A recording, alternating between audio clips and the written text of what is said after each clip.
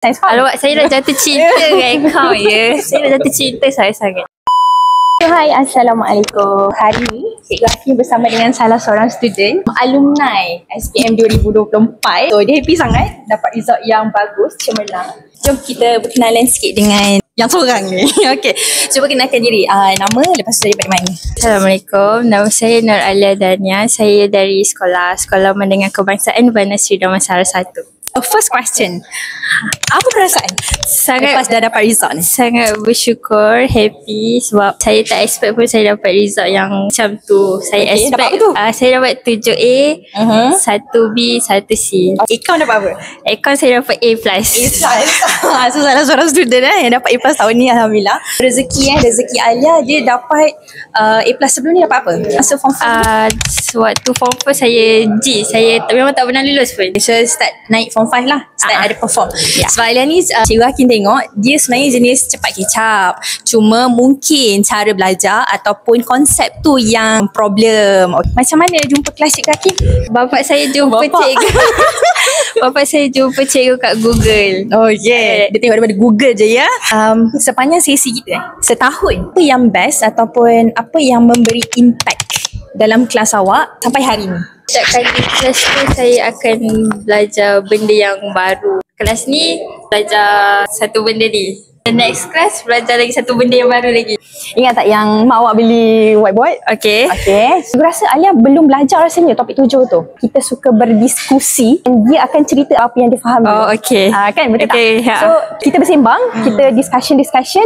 Padahal awak tak belajar lagi topik tu, topik 7. Oh okay, ingat dah. Lepas tu kita melukis. In the end, dia dapat faham dulu sebelum masuk topik tu dekat sekolah. Result pun dah dapat. Alhamdulillah, jauh daripada expectation kan.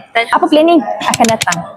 Saya nak ambil course accounting. Kenapa tak nak lain? Awak kan ada subjek sains. Alamak, saya dah jatuh cinta dengan account ya. Saya dah jatuh cinta sangat. And kalau ada rezeki saya nak buat ACCA juga. InsyaAllah, amin. Itu planningnya, nak ke arah account. So kita doakan untuk Alia Dania dapat sambung dalam bidang yang dia impi-impikan. Amin. Apapun jalan laluan mana, insyaAllah ada rezeki untuk Alia. Okey Alia, so boleh bagi kata-kata akhir untuk adik-adik awak yang mungkin berada dalam fasa awak yang sama macam setahun yang lepas, which is result gagal ataupun hampir-hampir gagal. Jadi nak naik balik saya ni, kalau saya gagal ni saya ada harapan ke? First, jangan give up. Walaupun macam nak dekat-dekat tu masa tak boleh give up langsung. Memang kena terus berusaha sampai berjaya. Second tipsnya belajar dengan Cikgu Hakim. Dengan cikgu doa ibu bapa, lepas tu dekatkan diri dengan Tuhan juga, minta berkat orang sekeliling juga. Paling penting jangan give up setengah jalan, just teruskan sampai habis. Satu benda yang Cikgu Hakim perasan Alia ni apa tahu, dia jenis yang sangat menyantuni orang lain. Mungkin salah satu sebab ilmu tu mudah nak masuk dekat awak dan apa yang awak belajar tu senang masuk. Dia menyantuni orang, tak kisah siapa pun. Itu salah satu benda yang cikgu puji lah pasal awak. Okay, sangat menyantuni orang lain, tak kisah siapa pun orang tu. Apa pun jalan awak lepas ni, cikgu doakan itu adalah jalan awak yang terbaik. Tak kisah awak planning A, tak dapat A, no worries. Sebab kalau kita duduk dalam satu bilik yang gelap, kita akan berusaha untuk buka pintu-pintu yang ada tau. Cikgu pernah share dengan awak dulu kan, kalau keliling kita ada banyak pintu, kita akan berusaha untuk buka salah satu daripada pintu. Kalau pintu A tak jadi, kita buka pintu B. Kalau pintu B tak jadi, cari pintu-pintu lain. Sebab setiap pintu ada rezeki yang berbeza-beza.